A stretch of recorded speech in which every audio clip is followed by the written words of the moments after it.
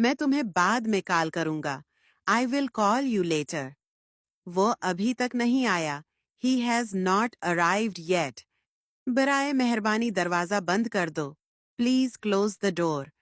मुझे तुम्हारी मदद की जरूरत है। I need your help. ये जगह बहुत खूबसूरत है।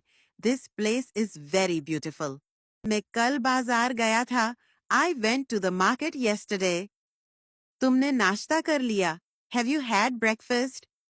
मुझे अंग्रेजी सीखनी है। I want to learn English.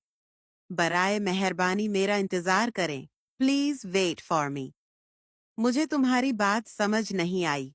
I didn't understand your point. हम कल सफर पर जा रहे हैं। We are going on a trip tomorrow. ये काम बहुत आसान है। This task is very easy. मुझे चाय पसंद है। I like tea. तुम्हें यहाँ नहीं आना चाहिए था। You should not have come here. क्या तुम मुझे सुन सकते हो? Can you hear me?